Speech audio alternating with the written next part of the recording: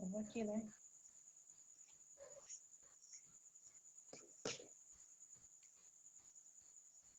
Muito bem, caros leitores do Facebook, leitores de todo mundo, com alegria que nós estamos hoje aqui numa live que eu espero que seja uma série de lives com leitores, com escritores, e hoje nós temos o nosso convidado, é lá de Fortaleza, mas ele é meio gaúcho também, né, o Vitor. Eu conheci o Vitor aqui no Rio Grande do Sul, num concurso da Biblioteca Pública de Sarandi, com a professora Simone Segueto, em que nós premiamos os leitores que mais retiraram livros, que mais leram na biblioteca, e depois a gente fez uma live com a entrega de prêmios, junto com o pessoal da FASURG, se eu não me lembro. Não é FASURG, FASURG é dos municípios. CESURGS. Isso, com o pessoal da pedagogia lá da Faculdade de Pedagogia da CESURGS, lá de Sarandi. E o Vitor é cearense, nasceu em Fortaleza, Vitor? Sim, nasceu em Fortaleza. Nasceu em Fortaleza, depois ele vai contar como é que ele veio para o Rio Grande do Sul. Gosta muito de ler, né? Não só ele gosta de ler, como ele gosta de discutir os livros, de que os livros provoquem um olhar da vida, um olhar sobre o mundo. É um jovem de 16 anos, e que, além de ele ler, ele tem um olhar crítico, que é aquilo que a gente pensa da leitura crítica do mundo. Ele não só lê os livros, como diz o Paulo Freire, ajudam a ler o mundo, né? Então, Vitor, eu queria saber de ti, como é que começou esse gosto pela leitura? Como é que, se na tua infância você já lia, se tinha alguém que contava histórias, e como é que deu aquele estalo, assim, sabe? Poxa, livro é uma coisa legal, livro pode me ajudar na minha vida, livro é como um chocolate, né? Sei lá, livro é como você viajar, né? Enfim, todas as metáforas que a gente usa do livro. Conta um pouquinho para nós como é que o livro veio a ocupar um espaço tão importante na tua vida. Assim, Pablo, boa noite. Eu comecei a ler quando eu tinha cerca de 11, 12 anos. Eu comecei também, mais porque minha mãe sempre cuidou de 3 filhos sozinhas. Então, ela sempre saía para trabalhar e ficava eu e meus 2 irmãos. Aí tinha o mais velho que cuidava da gente. E na escola onde eu estudava, tinha um programa chamado Mais Educação, onde eu estudava pela manhã e tinha alguns esportes, como futebol, capoeira, a biblioteca era aberta pela tarde, como se fosse um contraturno. E aí, para eu poder passar o tempo em casa, já que eu não tinha muita coisa para fazer, eu tinha acabado de chegar no bairro onde eu morava, porque foi no começo que a mãe me separou do meu pai. E como eu não tinha muitos amigos na época, eu não tinha muito o que fazer. Então, eu fui na biblioteca, peguei meu primeiro livro, que foi Revolução dos Bichos, do George Orwell, um livro maravilhoso, e daí desencadeou esse mar de leitura. Muito bem. Eu estou tentando achar aqui Nós estamos ao vivo, tu já localizou ali? Sim, tá no meu outro celular. Tá, mas eu não estou conseguindo me achar aqui para compartilhar com os nossos leitores, pessoal que está nos acompanhando. Eu quero ver se eu não... Eu acho que Diga. você vai ter que entrar no seu perfil próprio do Facebook. Outra vez eu achei, mas a gente está ao vivo, né? Sim. Não estamos público, nós estamos sendo assistidos já? Olha, aí eu não sei, Pablo, porque só tem uma visualização, que no caso é o do meu celular. Bem, pessoal, se estão nos assistindo, vejam, porque eu não sei se eu compartilhei como público. Pablo, eu acho que não, da minha mãe não tá aparecendo. Se eu compartilhei como público ou não. Eu acho que não. Não, não, eu acho que não tá aparecendo.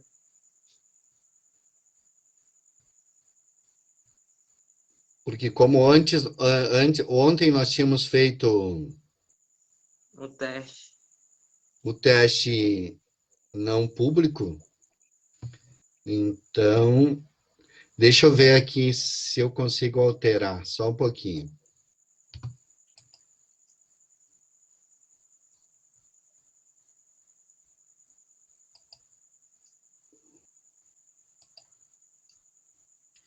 Muito bem, muito bem. Agora sim, acho que nós estamos públicos. Estamos públicos porque até então eu não estava conseguindo aqui assistir. Olá, pessoal, nós estamos ao vivo agora sim, né? Deixa eu olhar aqui no celular da minha mãe novamente.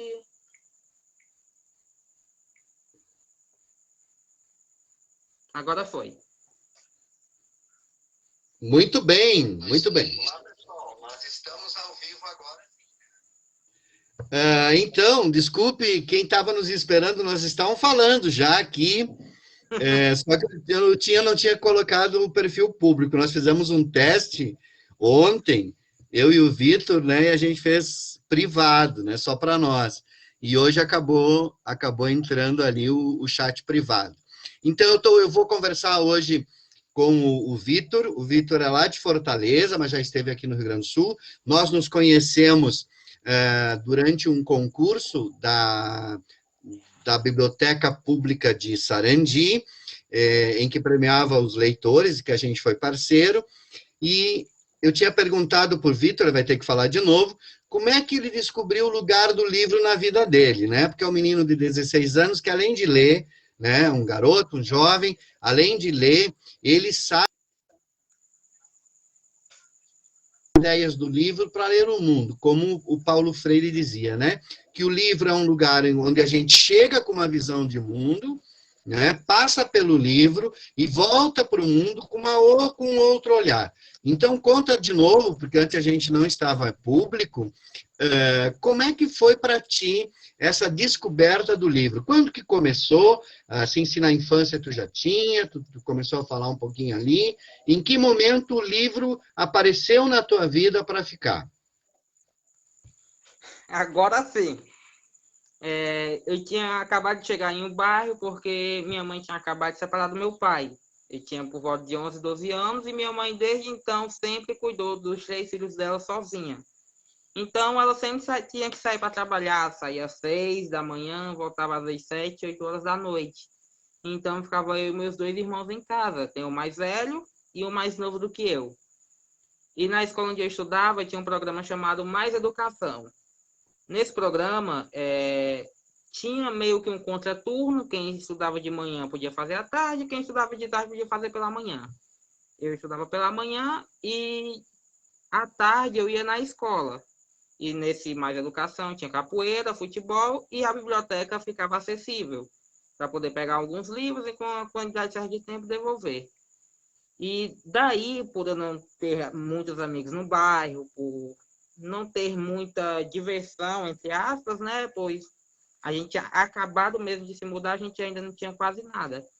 Então eu peguei o primeiro livro, que foi Revolução dos Bichos, de George Orwell, e desde então eu comecei a ler sempre que pude, o máximo que pude, desde sempre. Muito bem. Então, você disse que tinha em torno de 11, 12 anos por aí, né, Vitor? Sim. E esse livro, A Revolução dos Bichos, né, ele não é um livro assim muito fácil de ser compreendido, né? A princípio parece uma fábula, uma historinha, né, de Esopo, um conto de fadas, apesar de ele ser um livro bem consistente, né? Você já teve essa percepção de que essa história do Orwell, né, da Revolução dos Bichos, não era só uma historinha de bichos, né, em que os porcos querem tomar o poder e coisa assim. Nessa época, tu chegou a ter essa noção. Como é que impactou assim o texto, esse livro para ti? Como é que você recebeu essa leitura? Assim, você leu na época como uma história, como uma fábula, ou você já viu que ali por trás daquilo estava falando de outra coisa que era a sociedade, a disputa de poder, os interesses, e que, na verdade, ele era um livro político? Tu se deu conta logo, assim?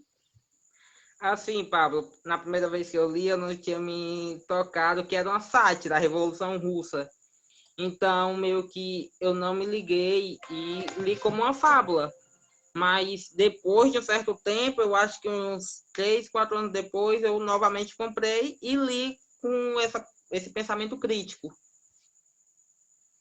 De qualquer maneira, ficou essa marca na tua vida, né? De que o livro, primeiro, eu acho que essa é a primeira experiência que a gente tem com o livro, é você gostar de ler. Eu acho que isso é fundamental, né? O livro, independentemente do subtexto, né? Aquilo que não está dito, eu acho que todo livro que a gente pega, a gente tem que gostar de ler.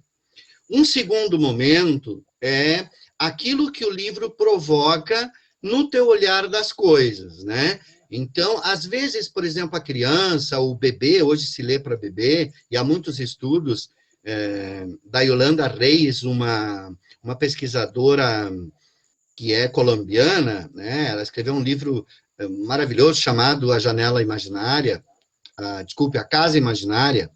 A Janela Imaginária é meu canal no YouTube, já aproveito para fazer propaganda, depois nós vamos botar lá. Ela diz que mesmo a criança que ouve um conto de fadas, uma história, que ela não entende exatamente o que está, a cadência do texto, as palavras, as metáforas, as figuras, elas vão construindo o cérebro, né? E vai ser importante para a criança na organização do cérebro, né? Você disse que releu esse livro depois e com outro olhar, né? Isso também acontece com a leitura. A gente discute, às vezes, que a leitura denotativa ela se esgota, né? Tu trabalha sobre um determinado assunto, né? Eu quero ver como é que se planta uma roseira, ou como é que se faz um bolo.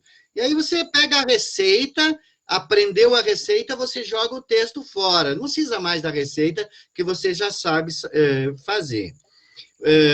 Eu vi ali que você leu também alguns textos que não são literários propriamente, são textos mais informativos, como esse livro, Como Morre a Democracia, né? Você gosta de qualquer tipo de texto? Como é que você escolhe um livro para ler? Assim, desde quando eu comecei a ler até o final de 2018, 2019, eram apenas textos literários, sim. Me foge alguns livros na cabeça por enquanto.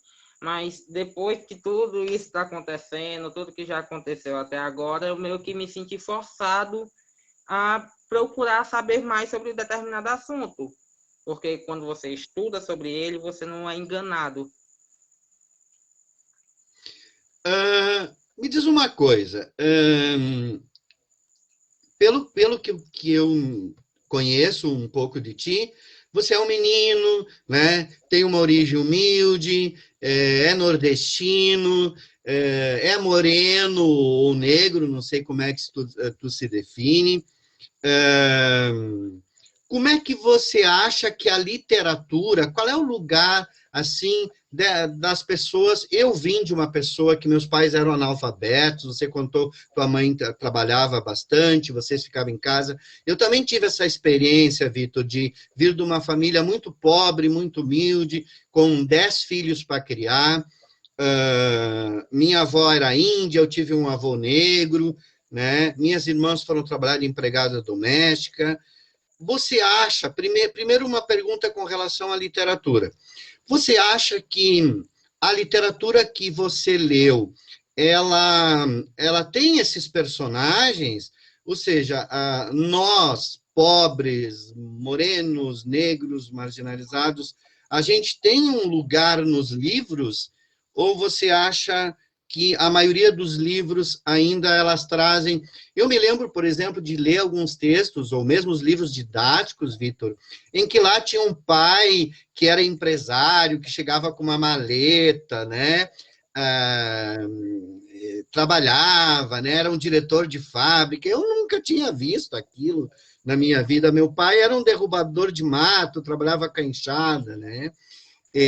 A família tinha empregada doméstica que fazia todo o serviço, né? Como é que você se encontrou nos personagens? Como é que esses livros que você leu, eles representavam o mundo que você vivia ou não?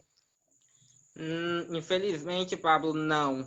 Nem, é só em alguns livros didáticos, como A Veia Aberta da América Latina, mas eu acho que nem em filmes mesmo acontece esse tipo de representatividade. Muitos de filmes em que, por exemplo, Cidade de Deus, em que tem pessoas negras, normalmente, nesse tipo de filme, é tratado como favelado, é tratado como bandido, esse tipo de coisa, entendeu? Então, acho que nem na própria literatura e nem em filmes também tem essa representatividade.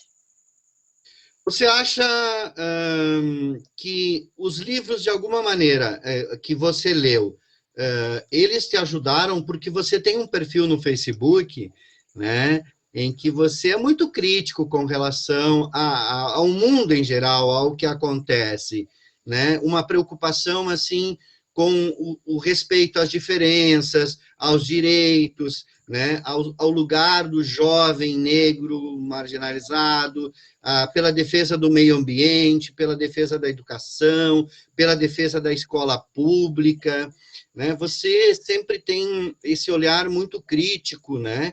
Sobre as coisas, inclusive sobre a política, vamos dizer, não a política partidária, mas que você teve essa consciência de ser um ser político quando? Quando você se deu conta, assim, dizer, poxa, eu não sou um jovem igual aos outros, eu preciso opinar, eu preciso criticar as coisas que eu acho que não funcionam, eu preciso me envolver em política, porque eu sou um cidadão, né? Eu sou uma pessoa que vivo no Brasil, ou vivo no mundo, e os impactos das decisões políticas do mundo têm sobre mim. Quando que isso caiu assim, você se deu conta disso? Que você não podia ser simplesmente, tá tudo bem, tá tudo maravilhoso, eu sou um jovem, eu sou uma criança, o que eu vou pensar se estão destruindo a Amazônia, se tem corrupção no Brasil, se estão respeitando os direitos das minorias, dos negros, dos pobres? Quando que isso começou na tua vida? Pablo, começou mais ou menos em 2019, só que eu não comentava tanto. Era mais em forma de memes, esse tipo de assunto. Mas quando fui em 2020, 2021, aí comecei a falar de fato. Nunca pretendi, nunca teve nos meus planos falar sobre política nas minhas redes sociais. Primeiro porque é um assunto chato para muitas pessoas. Então, fui entrando também nesse assunto sem nem perceber. Mas foi em meados de 2020, 2021. Bem, você já falou da Revolução dos Bichos, né? Que foi um livro que você leu, né? Gostaria que você dissesse assim, que livros você já leu, sejam eles literários ou não literários, informativos, que você diz na tua biografia que te interessa todo tipo de leitura, né? Ontem a gente estava conversando aqui, o Vitor estava lendo o Código Civil, Direito Penal, Direito Civil, ele está no 2º ano, né? E quer ser advogado. Muito bem, eu sou formado em Direito, acho que é muito legal. Queria que tu falasse dos livros que você leu até agora e o que esses livros te trouxeram de diferente. De que maneira eles impactaram na tua vida e naquilo que você é hoje. Olha, tem um livro chamado Coisas que você precisa desaprender para virar um idiota. É do Meteoro Brasil. É um livro muito bom, que trata muito da teoria das conspirações, terra plana, globalismo, essa coisa de tudo ser comunismo, esse tipo de assunto. Foi um dos únicos livros, até agora, políticos que eu li. Estava lendo também esses dias Como as Democracias Morrem. Eu tinha o livro em si, físico, só que como eu tive que voltar do Rio Grande do Sul, acabei deixando lá. Não deu para trazer. E li também livro como Os Gatos, que é um livro de suspense. Li Harry Potter, que também é uma saga, a saga de bruxos. Esse tipo de livros, assim, mais suspense, mais energéticos.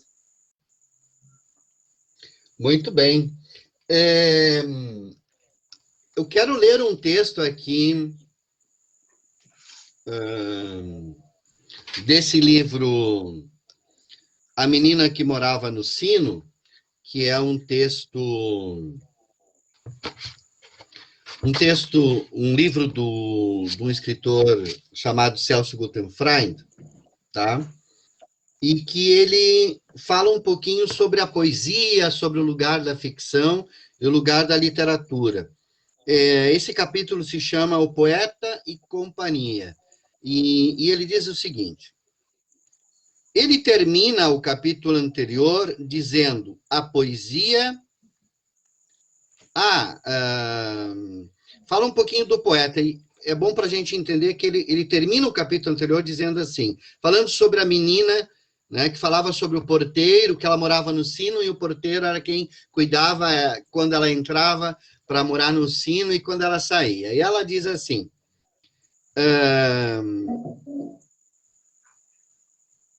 ela não estava mentindo nem imaginando, diz o autor sobre a menina. Era a verdade dela. Então, o ronquinho repetia o ronquinho é um personagem, ou agradecia com um sinal. E também se sentia como se estivesse vendo pela primeira vez. O peixe poeta não perdia a chance. A poesia é isto, no velho mundo, o novo dia. Isso tudo é verdade. A suspeita de que o Manuel, está falando de Manuel Bandeira, morava num sino, nunca se confirmou. Até mesmo as histórias verdadeiras costumam inventar, em parte. É o seu direito e, às vezes, o seu dever. Mas uma invenção também pode ser verdade. Ninguém aguenta ler ou ouvir durante muito tempo uma história que não tem pelo menos uma parte inventada. Quando é verdade demais ou de menos, o gosto fica ruim. Então precisa fazer como o bolo de chocolate, meio amargo, que além do chocolate meio amargo, tem leite condensado para melhorar o gosto. Isso eu não aprendi na internet, nem no colégio. A minha avó aprendeu e ensinou para minha mãe, que ensinou para mim. Foi bem assim, fora do celular.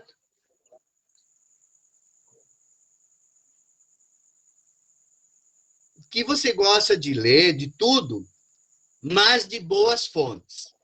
Esse texto que eu li do Celso Guttenfreund, esse livro A Menina que Morava no Sino, ele faz uma reflexão sobre aquilo que é verdade na ficção, nos livros, né, nas histórias, e aquilo que é verdade, digamos, na realidade, como isso se cruza. Nós vivemos, Vitor, um momento em que a gente tem meias verdades, né, no mundo, e você tem escrito muito no teu perfil sobre isso, sobre as fake news, sobre as verdades. Agora há pouco mesmo tu falou sobre o que o nosso presidente falou, né, que o TCU tinha dito que as mortes não eram bem isso, né,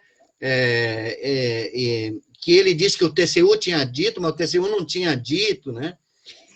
A gente vive alguns dizem uma pós-verdade, uma coisa das fake news, que as pessoas inventam um discurso, né? E, por outro lado, quando a gente lê um livro, a gente entra numa história que é inventada também, né? Então, a história dos bichos, a gente sabe, quando abre o livro, que aquilo é ficção, né? Como é que tu vê isso? Por que que você acha que as pessoas, por exemplo, elas gostam tanto de histórias mentirosas na vida real e não gostam de ler livros de ficção? Eu acho que é exatamente isso, Pablo. Quando a pessoa é convencida por fake news, ela não, não quer gastar tempo lendo, ela não quer se informar. Eu acho que é justamente isso. Eu acho que a leitura, dizendo melhor, a falta de leitura faz com que ela acredite em histórias tão mentirosas da vida real e não se proponha em ler um livro fictício. É como se a vida, ela preferisse a ficção, a realidade para ela é ficção, mas a ficção é realidade, né? E a gente vê como, por exemplo, há alguns pais, alguns educadores que não querem que as crianças leiam sobre bruxas, né? Ou que as crianças tenham acesso a discussões de gênero, quer dizer, porque elas acham que se elas lerem sobre bruxa, vão virar bruxa, né? Se elas lerem sobre gênero, elas vão virar gay ou transexual, alguma coisa. Se elas conhecerem sobre monstros, elas vão virar monstros, né? Elas vão virar monstros. Enquanto a gente proíbe as crianças, os jovens, de terem acesso a discussões ou a leituras que abordem os mais diversos temas, eu acho, pelo menos, que a gente evita que as crianças discutam esses temas como temas da vida, né? Porque a morte faz parte da vida, porque um pai abusador faz parte da vida, inclusive um pai e uma mãe assassina, né? Como nós tivemos, aqui no Rio Grande do Sul, nós tivemos uma história de um pai que colaborou com a morte do filho lá em Três Passos, há muito tempo, né? A história do médico. Há pouco nós tivemos uma mãe aqui de Planalto, né? Está próximo aqui de Sarandi, onde você estava, que ajudou, pelo que se sabe, na morte do filho, se não matou, ajudou muito. E nós tivemos há pouco tempo o caso do vereador Jairinho, que era um padrasto, né? Que se fazia de bom, de religioso, de defesa pela família, e agrediu uma criança. Parece, Vitor, que às vezes a gente, os próprios monstros da realidade têm medo das verdades que os livros, que a leitura pode trazer, porque essas verdades podem denunciar a monstruosidade deles. Você acha que os governos autoritários, como nós estamos vivendo no Brasil, né? Os governos totalitários, aqueles que tentam colocar uma versão única das coisas para os outros, você acha que a sociedade em geral, os políticos, os poderosos, digamos, aqueles que têm, dominam, querem ter o domínio da consciência das pessoas, das verdades, eles têm medo dos leitores? Muito, muito, porque quanto mais você lê, mais você se liberta. E se você não lê, você abre margens para que esse tipo de governo retrógrado, preconceituoso, vá avançando mais, vá te dominando mais, vá colocando coisas que você acha fácil de se convencer na sua cabeça. E quando você começa a ler, percebe que o mundo não é flor. Então você meio que vai se adaptando e vai saber que é tudo mentira, esses contos de fadas. Bom, tem um outro livro que você ganhou, que você deixou aqui, né? Que é um quadrinhos que o autor está nos acompanhando, que é o Christian David, né? Que é autor desse livro. Esse livro traz uma saga de um jovem como você, que tem que resolver a sua vida, né? Através, é uma história fictícia, obviamente, né? Em que ele traz uma maldição do tio, e, ao mesmo tempo, ele tem um superpoder, assim, né? Não vamos deixar que os leitores do Fabrício Bontempo Anel Cardinale, que acabou de ganhar o prêmio Leblanc, como o melhor quadrinho do Brasil, lá da Universidade Federal do Rio de Janeiro, descubram mais sobre isso. Você acha que o fato, às vezes, da gente ter uma maldição na vida, né?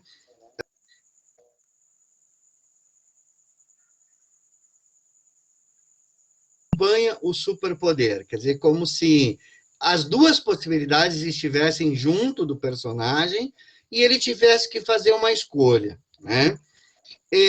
De que maneira você acha, Vitor, que a gente tem, digamos assim, o que se chama de meritocracia, né? De que maneira você acha que a condição social que a gente de alguma maneira determina as possibilidades que a gente tem na vida?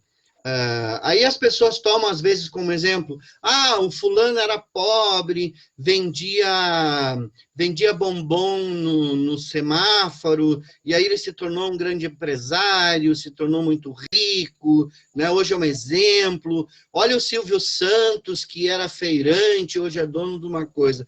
Você acha que esses casos que são usados como modelos, eles são exceções? E por que seriam exceções? Ou você acha que qualquer jovem, por exemplo, aí do teu bairro, ele tem as mesmas condições de quem nasceu ali na orla de Fortaleza, né, que o pai é dono de uma rede de hotéis em Fortaleza, ou o filho do dono lá, do dono do Beach Park, ele vai ter a mesma chance na vida do que você, por exemplo, ou um colega teu de escola aí do bairro, ou não? E como é que você vê isso? É verdade essa história de que qualquer um nasça onde nasça, na favela da Rocinha, né, lá no Jacarezinho, num bairro de Fortaleza, numa comunidade de Fortaleza, ou nasça no Morumbi, todo mundo tem oportunidades iguais e a gente não se dá bem na vida porque a gente não sabe fazer escolhas certas? Ou não estuda? Assim, Pablo, acho sim que esses casos são exceções. Dá sim, óbvio, para vencer na vida, porém é muito difícil, Pablo, é muito difícil. Tem a frase de um ex-BBB, o Gilberto, que ele estava dando uma palestra, que é a seguinte: por que eu tenho que chegar cansado na faculdade e outros chegarem descansados? Eu acho que é uma frase que destrói muito esse tal da meritocracia. Porque nós não temos o mesmo obstáculo.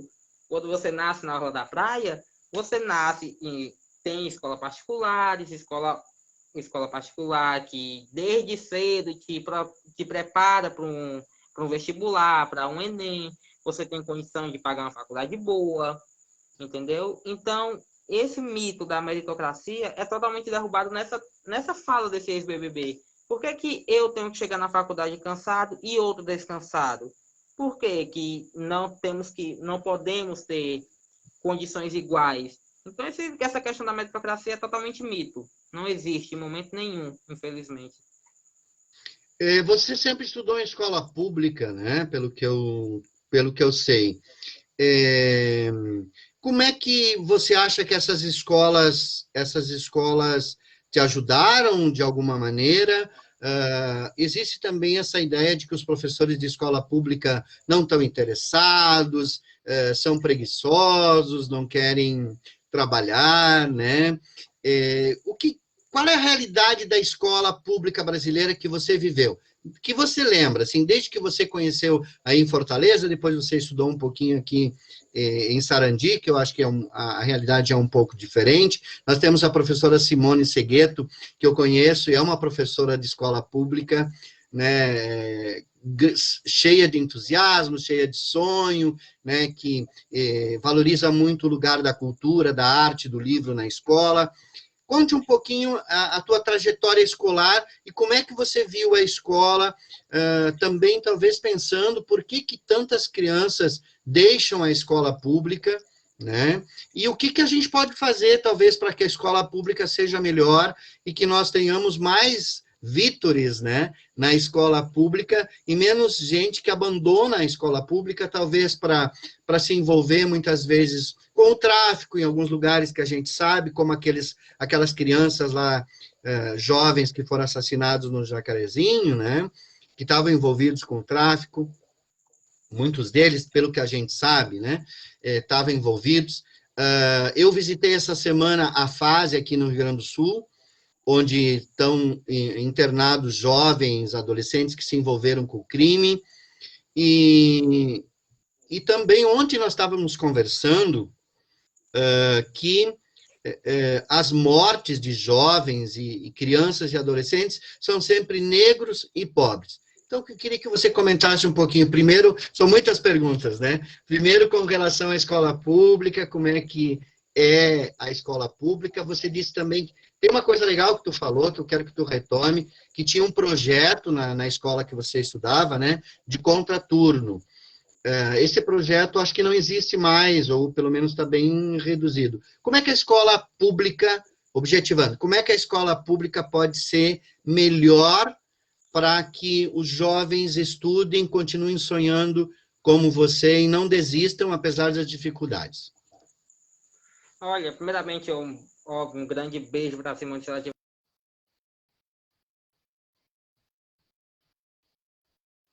O Estado deveria fazer a escola um local onde o jovem queira estar, onde o jovem goste de estar. Como esse programa que tinha onde eu estava, Mais Educação, que permitia você ir na escola, você ir no livro, fazer teatro, praticar um esporte, coisas que poderiam te tirar das ruas. E se o Estado conseguisse, de alguma forma, fazer as crianças e os jovens, se os jovens gostarem da escola, porque é uma segunda casa, a escola é uma segunda casa. Então, muitas das pessoas, de lugares assim, é o quê? Você chega na escola, estuda uma porrada de matemática, uma porrada de português, geografia, vai para casa e pronto. Ali você acaba seu dia na escola. Aí você vai numa rua, você brinca, você faz algumas amizades, algumas erradas, infelizmente, e que muitas das vezes é o pivô para desistir da escola. Bem, a outra pergunta que eu tinha te feito era com relação a que a maioria, ontem a gente falou isso, né? A maioria dos jovens mortos no... Só números parecem, né? Mortos precocemente, e você falou também da questão das prisões, e eu observei também aqui, visitando a Fundação de Assistência ao Menor, né, ao menor infrator, a maioria desses jovens, eles são de classes baixas, né, são negros, são pobres, e vêm de comunidades, ou comunidades marginalizadas, ou comunidades pequenas, eles têm uma ausência da escola, grande nisso. Por que você acha que acontece? É uma coincidência da sociedade isso? Eu acho que não, Pablo. Tu acha que... Qual é que seria a causa de que nós temos, por exemplo, nas universidades, a maior parte... Você é um jovem que sonha fazer uma faculdade de Direito, né? Você é um dos jovens. Eu, durante toda a minha faculdade de Direito, eu nunca tive um jovem negro de colega, né? Eu fiquei 6 anos na faculdade porque eu não conseguia fazer todas as matérias. Por que será que na sociedade brasileira, por exemplo, a maioria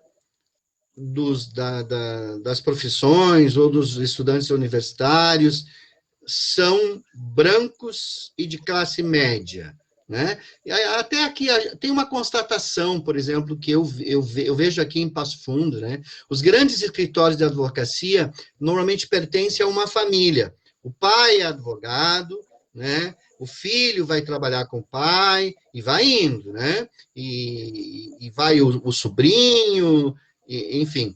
Nas clínicas médicas também acontece isso. Normalmente tem algum familiar lá que fundou a clínica, foi o pai, o filho, os irmãos vão trabalhar, né? Tem clínicas médicas aqui em que quase todos os membros da clínica são da mesma família. Claro que existem exceções, mas existe isso. Como é que você vê isso? Qual é a chance que você tem, por exemplo, como um jovem que sonha ser um advogado. Você quer ser advogado por qual razão, assim, você escolheu? Eu fiz esse comentário com relação ao acesso à universidade, mas talvez você possa nos dizer por que você escolheu ser advogado e se você já tem um escritório para trabalhar quando você se formar, ou vai ter que batalhar como alguns que eu conheço, né? Alguns que se formam e que ficam lutando, vão fazer concurso. Olha, Pablo, assim, sobre essa questão de ter poucos jovens negros em universidades e ter mais jovens brancos de classe um pouco mais favorecida, é justamente aquele assunto da escola. O Estado não consegue deixar o jovem com vontade de ficar na escola e por isso os jovens procuram algumas vezes algumas amizades para poder ter alguma coisa para o que fazer. E muitas das vezes essas amizades são erradas, infelizmente. E também, muitas das vezes, terem pais também desfavorecidos, sempre tem que sair da escola também por conta do trabalho. Tem que trabalhar e que por isso não consegue ficar na escola. Entendeu? E eu acho que a gente volta também nesse assunto. Eu acho que é justamente por isso que nas universidades não tem tantos jovens negros. Entendeu? E em questão de se eu ter um escritório para trabalhar, eu acho que eu vou ter que batalhar um pouquinho mais. Mas por que você escolheu direito para fazer a faculdade de direito? Qual é os motivos que te levaram a pensar hoje, pelo menos tu pensa em cursar direito? Olha, desde quando eu comecei com meus comentários críticos no Facebook, muitas das pessoas que ficavam próximos a mim falavam, não, tu vai ser um político, tu vai ser um advogado, inclusive político nunca quero ser na vida até agora, mas tu vai ser um advogado, tu vai ser um bom juiz, e isso me levou a querer estudar um pouco do assunto. E quanto mais eu lia, tem aqui um livro que todo dia eu dou uma olhada, e foi um assunto que me despertou. Eu acho que tem gente aí, né, nossos mandatários maiores, que seria bom, né, todo dia pegar a Constituição. A Constituição. Mas, além da Constituição, ontem você me mostrou que você estava estudando sobre direito penal, né? Tinha um livro de processo penal, um livro de processo civil, na verdade, isso são direitos, né? São direitos. A gente vive... A Hannah Arendt é uma filósofa de origem judaica, e ela diz que a gente vivia tempos em que não se lutava para ter direitos, mas se lutava pelo direito de se ter direitos, porque às vezes também as pessoas sequer se sentem no direito de ter direitos, né? Às vezes a pessoa ela está lá numa condição que a escola é ruim, que o governo não investe na escola, e ela não se sente no direito de ter o que está no artigo 5º, direito à educação. É um direito dela, lutar. Aí o político vai lá, constrói uma escola, acha que ele está fazendo um grande favor. Meu Deus, que bom que é o fulano, porque ele me deu uma escola. A mesma coisa a questão da habitação digna, né, Vitor? De você ter o direito, saber que você, como cidadão brasileiro, se tem direito à dignidade de vida, a ter uma moradia digna, né? Que tenha esgoto, que tenha tratamento, que tenha água, que tenha luz elétrica. E agora, na pandemia, uma das coisas que se descobriu, né, é que não só as crianças das escolas públicas não tinham celular, não tinham tablet para ter acesso ter acesso à escola, mas se descobriu também que a criança, ao ficar em casa, ela também não tinha uma alimentação adequada. Teve uma professora que me falou que o aluno dizia, professora, choveu aqui em casa e molhou todos os meus cadernos, todos os meus livros que eu tinha trazido, né? Você acha que a educação que você teve na escola, ela te ajudou a ter uma sensibilidade maior, assim, dizer, poxa, eu tenho direito a isso, eu tenho direito a coisas melhores. como é que você se vê como um jovem que vai estudar direito? É porque você acha que essa consciência de ter direitos ela é comum no teu meio? Os meninos da tua idade, os teus amigos, eles têm essa consciência que você tem, de que a gente tem direito ao direito à educação, que a gente tem direito a morar bem, que isso não é um favor de ninguém, que a gente tem direito a ter um auxílio no momento difícil, que a gente tem direito a ter um emprego digno? Como é que você vê os jovens da tua geração, assim, com relação a essa consciência de ter direitos? Olha, eu acho que tem sim muitos jovens que pensam nesse assunto, porque são assuntos que estão fixados no artigo 5º da Constituição, né? Direito à moradia, a lazer, à educação, a trabalho digno. Mas, infelizmente, também tem, é como eu falei no começo, tem muita gente que acha a política, porque, infelizmente, tudo é político, mas tem gente que acha a política chata, não quer se envolver. Então, meio que eles não sabem qual o direito que eles têm, se o que está acontecendo é favor ou não, porque só o que teve quando foi formado o auxílio emergencial foi, o presidente é a pessoa mais maravilhosa do mundo, ele está dando R$ 600 por família para poder ter algum sustento durante a pandemia.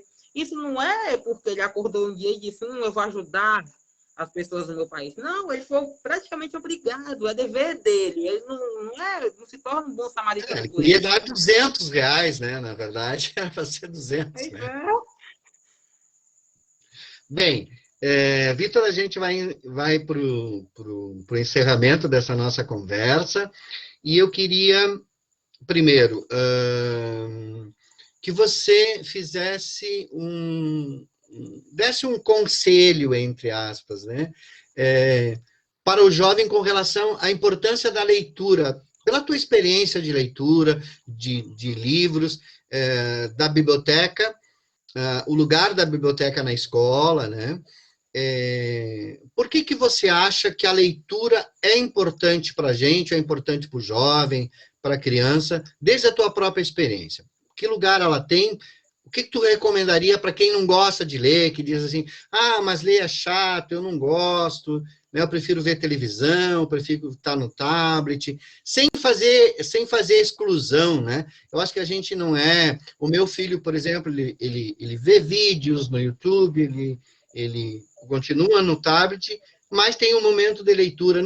Eu acho que não se opõe, mas eu acho que os jovens e as crianças de hoje elas preferem muito mais a tecnologia, o vídeo, o audiovisual, em detrimento ao tempo que se fica com a leitura. Você tem algum conselho para eles, para dizer algum segredo para gostar de ler?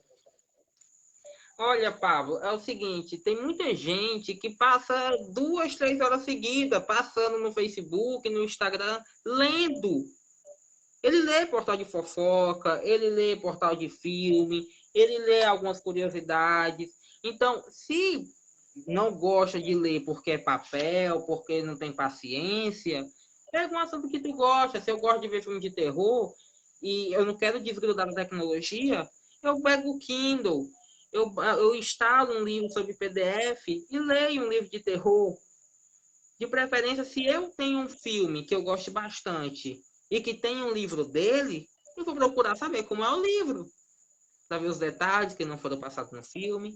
E a partir daí, você vai criando uma paixonite, entre aspas, por livros, e você vai entrando nesse universo aos poucos. Muito bem. E aí, você tem alguma leitura para nos fazer? Algum texto que você gosta para compartilhar com a gente?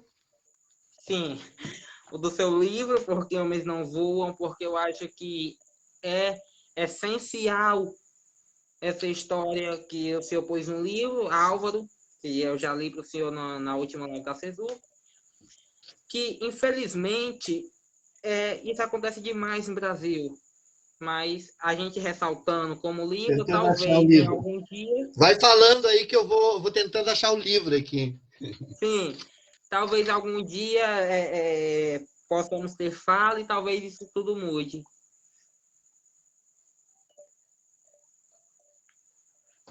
O livro Porque os Homens Não Voam, eu tinha... Ontem a gente falou, eu tinha ele aqui do meu lado, né? Foi um projeto gráfico do Daniel Condo, e ele simplesmente sumiu, né? Deve ter um buraco de minhoca de tanto livro aqui, ele entrou e desapareceu o meu livro Porque os Homens Não Voam, né? Que estava aqui. Que coisa, eu mostrei os outros livros e o Porque os Homens Não Voam, não achei. Olha que coisa. Então, lê para nós o texto. Tu tá com o livro aí, Vitor? Sim, tô. Então mostra. Mostra a capa pra gente. Ai! Detalhe importantíssimo que o senhor deu ontem que eu não percebi, que formava uma asa. Eu fiquei bastante constrangido. Esse projeto gráfico é de um grande artista gráfico, um grande ilustrador brasileiro. Nasceu aqui em Passo Fundo, hoje mora no Uruguai. Fez ainda muito... o autógrafo que o senhor deu da Abraça a Leitura, que o senhor mandou com os livros. Olha só, tá aí. É do Daniel Condo, esse projeto gráfico maravilhoso desse livro, né? Que fez com textura, com relevo, e ele fez umas ilustrações também, em que você vai ver que cada capítulo, o personagem que ele criou sai num voo, né? E no final ele tá meio que não sabe se ele tá pousando ou tá saindo de novo, na última ilustração. É o texto Álvaro, né? Então, só para contextualizar, é uma crônica do livro Porque os Homens Não Voam, meu primeiro livro, minha primeira publicação em livro, e é um texto bem curto, e eu tinha assistido no Jornal Nacional a história do menino de uma favela do Rio de Janeiro, que foi vítima de uma bala perdida, um jovem, e que ele queria ser médico. O sonho dele, a mãe dele, na entrevista, diz que ele queria ser médico. E, obviamente, que o nome Álvaro é um nome que eu criei, né, por algum motivo, já tem a parte da ficção, e eu resumi, então, numa pequena crônica, a história desse garoto, que, na minha crônica, ele se chama Álvaro. Tá contigo, Vitor. A mãe de Álvaro tinha uma hortênsia entre a rua e a casa. A hortênsia tinha pétalas rosadas por causa dos metais oxidados em suas raízes. A mãe de Álvaro havia explicado à tia de Álvaro. A tia de Álvaro havia explicado à filha o rosa segredo da flor. Enterre metais nas raízes, ferro e chumbos, latas, o que for. A oxidação dos metais sobe pela seiva e tinge as pétalas. Álvaro tinha 19 anos e um sonho. Ia matricular-se na faculdade de medicina. Álvaro queria ser pediatra. Por que queria ser pediatra? Álvaro ia se matricular na faculdade. Porque ia se matricular, Álvaro colocou uma calça bonita, fez a barba. Disse ao espelho, vou ser o melhor médico do mundo. Para ser o melhor médico do mundo, ele precisava atravessar a rua, tomar o ônibus do outro lado e descer em frente à universidade.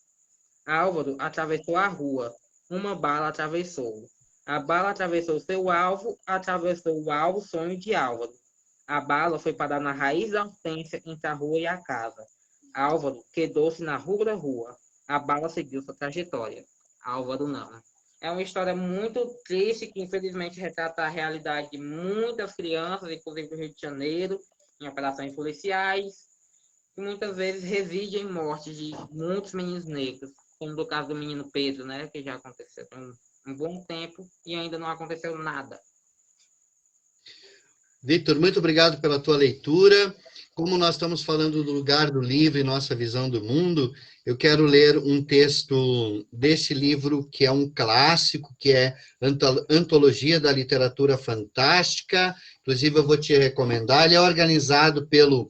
Só figuras, ó, Jorge Luiz Borges, Bioy Casares, Silvina Ocampo, e é considerada a melhor antologia de literatura fantástica do mundo, né? Infelizmente, ele era publicado pela Kozak Knife, uma editora aqui do Brasil, que fechou, que fazia livros maravilhosos, e ele recolhe textos fantásticos desde que se tem registros, né? Desde os mais antigos aos mais contemporâneos. E esse texto que eu vou ler é um conto fantástico de... eu sou ruim de inglês aqui, né? Mas Willoughby Mead, né? Vou botar o nome aqui, porque senão vocês não vão... Como é o nome do livro, Pablo, para mim poder anotar? Para pesquisar mais tarde? Antologia da Literatura Fantástica.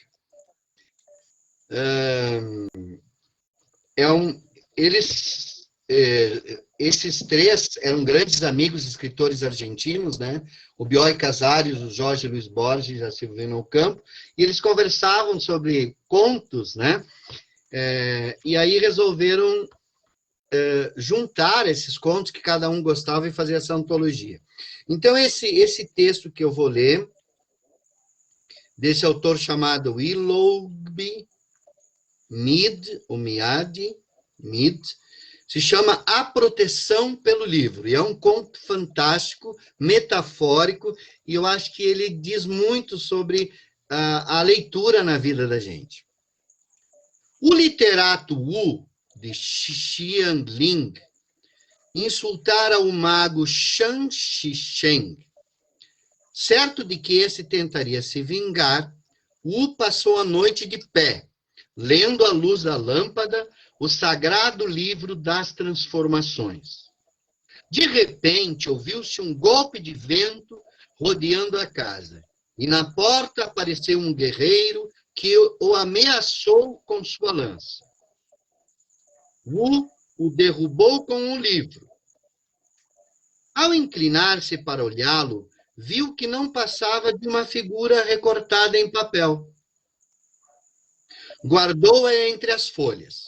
Pouco depois, entraram 2 pequenos espíritos malignos de cara negra e brandindo machados. Esses também, quando vos derrubou com o livro... Eu acho muito bonita essa figura, né, desse conto, né? Quando os derrubou com o livro, mostraram-se figuras de papel. Wu os guardou como guardara a primeira. À meia-noite, uma mulher chorando e se queixando bateu à porta.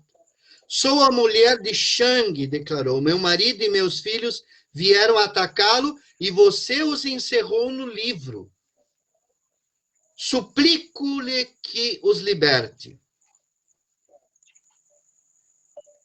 E Wu respondeu, nem seus filhos, nem seu marido estão em meu livro. Só tem essas figuras de papel.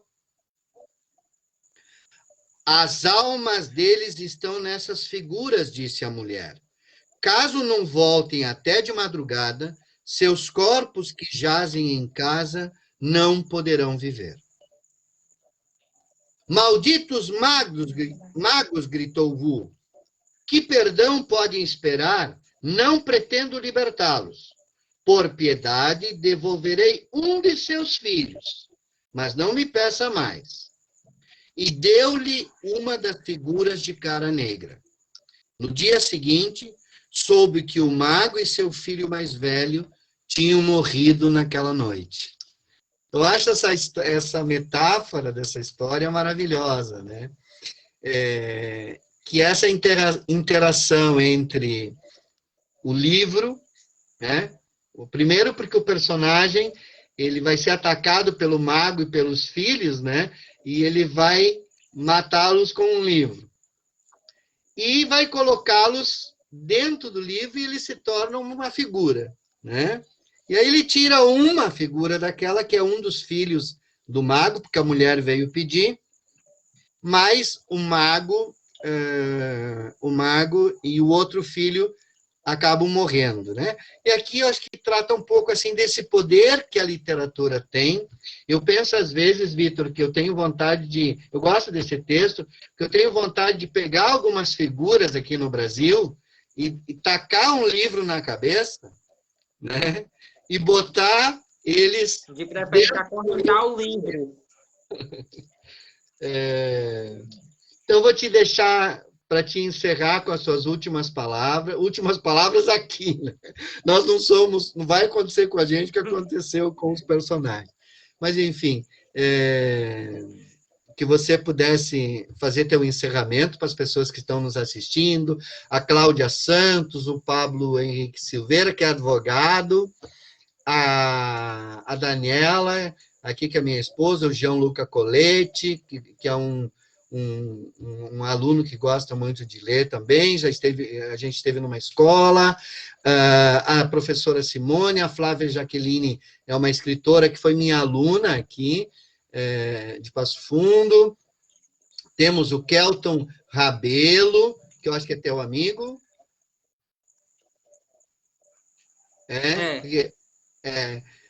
a Marinalva Chaves é aquela professora que tem o canal Mundo Ler, que nós conversamos ontem, lembra que é lá de Teresina? É a professora Sim. Marinalva Chaves, depois Sim. vocês podem se contar. Marinalva Chaves trabalhava, não sei se trabalha ainda, na CIMEI São Francisco de Assis, lá em Teresina, uma professora que tem um trabalho maravilhoso de leitura. Então, muito obrigado pelas pessoas que já nos assistiram aqui, muitas delas vão assistir, porque a live vai ficar disponível aqui no meu canal, na minha página no Facebook. Então, muito obrigado, Vitor, por topar essa conversa comigo. Espero que os nossos leitores, nossos amigos tenham gostado dessa conversa, conhecido um pouco sobre ti, sobre como a leitura pode ser importante na nossa vida, e as tuas palavras para encerramento, então. Muito obrigado, Pablo. Eu quem agradeço. Foi uma conversa magnífica, com ótimos assuntos. Agradeço também minha rainha, minha mãe, que sempre me apoiou. Tua mãe estava aí também, né? Leituras e tudo que eu gostava de fazer. Uhum. É a Cláudia Santos, olha ali. E é isso. Exato. E ela é escreveu isso ali, mesmo. Eu Pablo pensei Moreno, em mandar muito mensagem obrigado. para a Marinalva, só que fiquei com vergonha. Eu fiquei com vergonha de mandar mensagem para a Marinalva. Mas, enfim, ler vai ser sempre a melhor opção para tudo. Como o senhor disse aí na história, que o rapaz aprisiona o mago com o livro, é porque, de fato, o livro é a maior arma que nós temos contra tudo. Contra a intolerância, contra o ódio. Entramos aqui no mês do orgulho LGBTQIA+, que também foi ótimo nós fazermos essa live nesse mês, que é o mês que está combatendo a intolerância, o preconceito. E então é isso. O amor tem que reinar sempre. Temos que resolver as coisas com amor. Só que também não podemos ser tolerantes com intolerantes, né, Pablo? Tem isso também. Mas é isso. A partir do momento que você abre janelas e abre portas para poder a leitura entrar na sua mente, você começa a saber que algumas coisas que você fazia era errado e que algumas coisas que você fazia tá certo. Então, ler vai ser sempre a melhor opção para tudo. Muito bem. E é o que a gente pensa sobre a leitura. A gente acha que a leitura ela não tem respostas para a vida pronta, né? Um livro, ele é bom quando ele traz perguntas. E, inclusive na literatura infantil, para os professores que nos estão assistindo, muitas pessoas gostam que os livros infantis tenham uma moral, que ensinem a criança alguma coisa. A gente não tem que ensinar nada, porque uma verdade é sempre relativa com relação a um momento determinado, né? Principalmente nas questões que os livros trazem, né? Que não são necessariamente questões científicas. Na maioria dos livros que nós estamos tratando aqui de literatura, eles trazem questões sobre a vida, sobre a liberdade, sobre a existência, sobre isso que você falou, sobre o amor, sobre a tolerância. Se eu quero saber quanto é 1 mais 3 dividido por 1, por meio, né, a raiz quadrada de não sei o quê, eu tenho um livro científico, ele vai me dar uma resposta, né? E mesmo a ciência dá uma resposta provisória até aquele momento. Ontem, na conversa prévia que nós tivemos, nós conversamos sobre isso, né? Que até determinado momento a ciência achava que a Terra era o centro do universo. Só que depois se provou que não. Só que tem gente que está ainda lá atrás, né? Achando que a Terra é plana, né, que o Sol gira ao redor da Terra, que a Terra é o centro do universo. Não é bom nem Então, falar o nome desse rapaz, porque para não se promover mais, entendeu? Não devemos dar vozes a quem não merece ser conhecido, né, Vitor? Então, muito obrigado às pessoas que nos acompanharam. Nós vamos ter outras conversas aqui com leitores, com até as pessoas que estão nos assistindo, que sabem, conhecem alguém, né, que é jovem leitor, que é criança, que gosta de livros, que pensa diferente sobre a vida, e que eu gosto de conversar. Então, começamos. O Vitor é minha primeira conversa aqui no Facebook sobre o tema da literatura, a vida para a criança e para o jovem, né? Também quero falar com autores, escritores, mas sempre assim, sempre com um olhar crítico e pensando na humanização, né? Que nós temos que ser mais humanos, que nós temos que ser tolerantes, mas não tolerantes com o intolerante, né? A gente aceita a diferença desde que a diferença não seja um crime, né? Então, eu tenho liberdade de expressão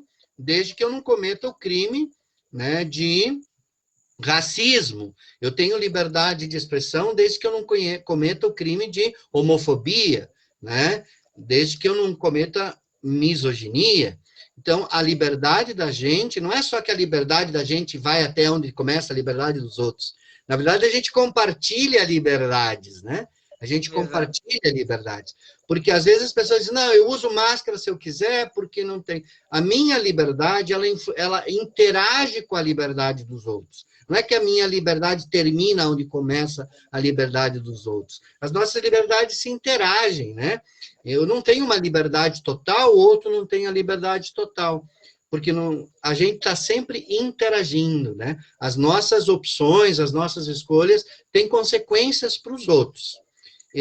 Isso é muito importante a gente saber, né? Que eu, por exemplo, ao não usar máscara, eu também, além de não me proteger, eu corro o risco de contaminar outro, né?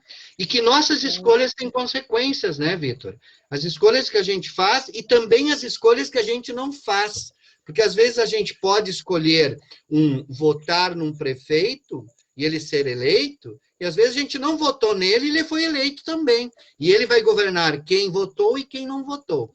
Por isso, quanto mais coletivamente a gente fazer escolhas melhores para o mundo, né, que respeitem mais o universo, a Terra, os outros, as diferenças, melhor para todo mundo, né? Melhor para todo mundo. Então, se eu tenho não é para mim ter um governador ou um juiz evangélico, né? Eu preciso ter um governador, um juiz, um presidente que respeite a liberdade religiosa. E eu tenho a liberdade religiosa, minha liberdade religiosa ela existe, mas eu não tenho o direito, porque eu não acredito em orixás, eu ir lá no centro de Umbanda e botar fogo, né, no centro de Umbanda. Então, essa questão de que as nossas liberdades interagem. Muito obrigado, Vitor, muito obrigado às pessoas que nos acompanharam. Tenha um ótimo dia. E me diz uma última coisa, Vitor, tu vai voltar aqui para o Sul ou não? Quando isso vai acontecer? Pretendo morar aí, Pablo, o mais breve possível, o mais rápido que eu puder ir para aí, eu vou morar. Tá frio ótimo, aqui, hein? Tá frio, hein? E aqui bastante calor. Mas aí é um local calmo, com uma estrutura escolar muito melhor, que também remete bem na leitura também, tendo um comportamento excelente as escolas aí. Eu nunca tinha ido a uma escola municipal onde as salas tinham ar-condicionado e que cada aluno tivesse seu próprio notebook. Eu nunca tinha presenciado isso em escola pública. Então, pretendo, sim. Muito bem. Então, boa noite, Vitor. Boa noite a todo mundo. Uma ótima quarta-feira e sempre disponível aqui, nos acompanhem. Vou pedir para as pessoas que têm Instagram e que não me acompanhem também, @pablomoreno. PF. Eu tenho um canal no YouTube que depois a gente vai gravar e passar lá essa live, que é a Janela Imaginária. E diga as tuas redes aí, Vitor.